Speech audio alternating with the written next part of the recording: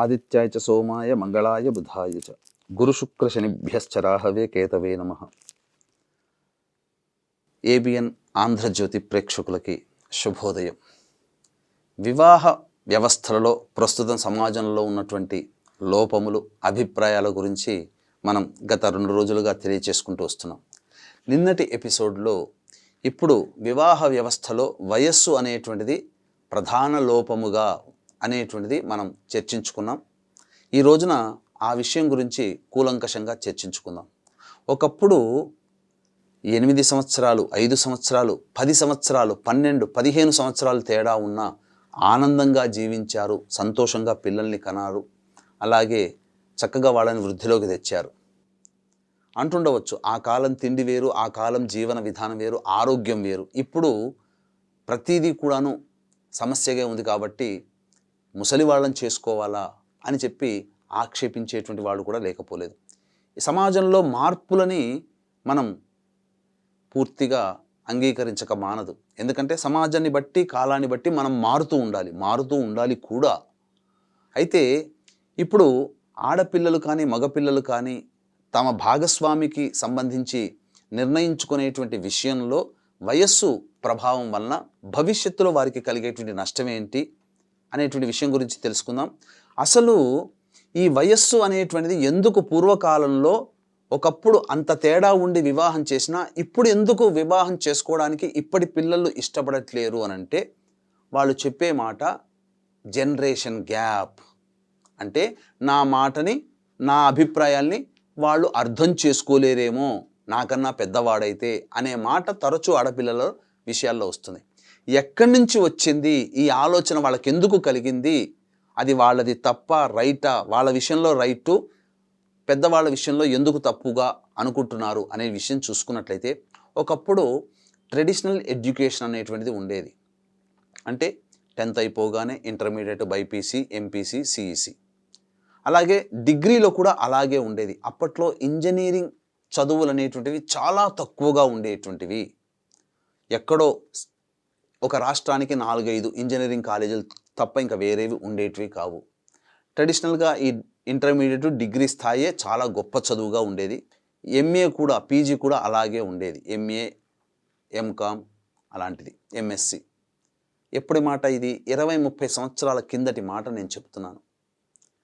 కాబట్టి ఈ చదువు అనేటువంటిది ఉన్నప్పుడు వాళ్ళకి ఏదైనా డౌట్స్ వచ్చినప్పుడు ఇంటర్మీడియట్లో అదే సబ్జెక్టు కొంత చదువుకుంటారు కాబట్టి డిగ్రీలో కూడా ఎవరి మీద ఆధారపడేటువంటి విషయం కాదు, ఎవరికైనా, అబ్బాయిలకైనా అమ్మాయిలకైనా. కాబట్టి అలవోకగా చదువుకున్నారు.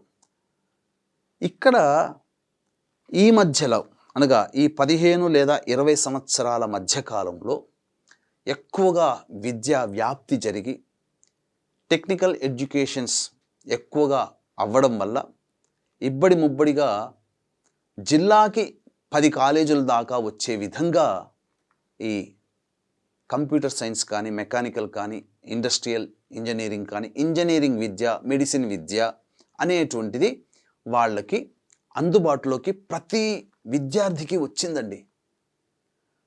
అయితే మరి ఆ చదువుకి వాళ్ళ నిర్ణయానికి ఏంటి లింక్ అని అంటారా? అదే చెప్పబోతున్నాను. ఏంటనంటే అందరూ కూడా ఎంపీసీ చదివిన వాళ్ళు ఇంజనీరింగ్, బైపీసీ చదివిన వాళ్ళు మెడిసిన్లోకి వెళ్ళేవాళ్ళు. అయితే కాలేజీ ప్రాంగణంలో అడుగుపెట్టగానే ఎవ్వరూ కూడా వాళ్ళకు వచ్చినటువంటి డౌట్స్ ఉంటే ప్రొఫెసర్లు సరిగ్గా అందుబాటులో ఉండకపోవడం అనేటువంటిది జరిగేది. వాళ్ళకి ఏదైనా కామన్ డౌట్స్ వచ్చినప్పుడు ప్రొఫెసర్ల దాకా వెళ్లకుండా తమ సీనియర్ స్టూడెంట్స్ని వాళ్ళు డౌట్ క్లారిఫై చేసుకునేవాళ్ళు, అబ్బాయిలైనా అమ్మాయిలైనా. అయితే సీనియర్సు వాళ్ళు డౌట్ క్లారిఫై చేయడంలో చాలా విజ్ఞత ప్రదర్శించి స్నేహపూర్వకంగా చక్కగా అర్థమయ్యేటట్టు జూనియర్స్కి వివరించేవాళ్ళు సబ్జెక్ట్ని.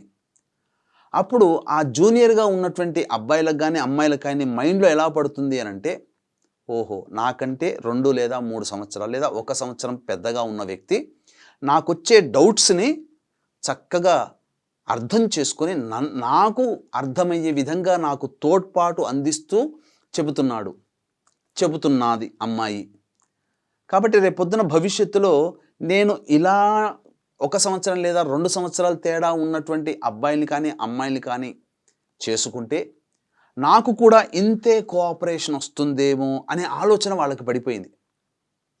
తద్వారా వివాహం చేసుకోవాల్సిన నిర్ణయం వచ్చినప్పుడు వాళ్ళ యొక్క సీనియర్ స్టూడెంట్స్ వయస్సు తేడా 1 లేదా 2 సంవత్సరాలు ఉంటుంది కాబట్టి అలా ఆ విధంగా వివాహ వ్యవస్థలో కూడా అలాగే నాకు కోఆపరేషన్ ఉంటుందేమనే అభిప్రాయంతో ఆ విధంగా నిర్ణయానికి వచ్చి ఇప్పుడు వివాహ వ్యవస్థలో వయస్సు అనేటువంటిది తగ్గించేసేసారు.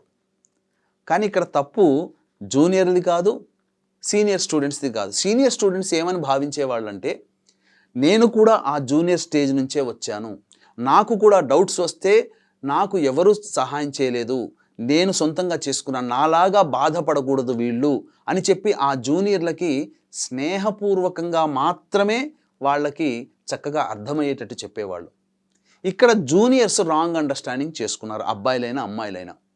నాకు కాబోయే భర్త, కాబోయే భార్య, కాబోయే భర్త 2 సంవత్సరాలు లేదా 3 సంవత్సరాలు పెద్ద, కాబోయే భార్య 2 సంవత్సరాలు చిన్న ఉంటే ఇలా మేము ఒకరికొకరము అనుసంధానం అవుతుంది, అభిప్రాయ భేదాలంటూ ఉండవు అనేటువంటి యొక్క విషయాన్ని ఇప్పుడు ఆ పిల్లలు వంట పట్టించుకొని తద్వారా ఆ విధంగా 1 లేదా 2 సంవత్సరాల 3 సంవత్సరాల తేడానే కోరుకుంటున్నారు.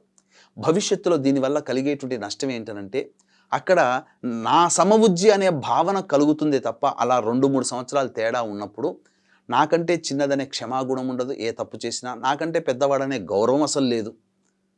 తద్వారా ఏమైపోతుంది, ఈగో ప్రాబ్లమ్స్ పెరుగుతున్నాయి.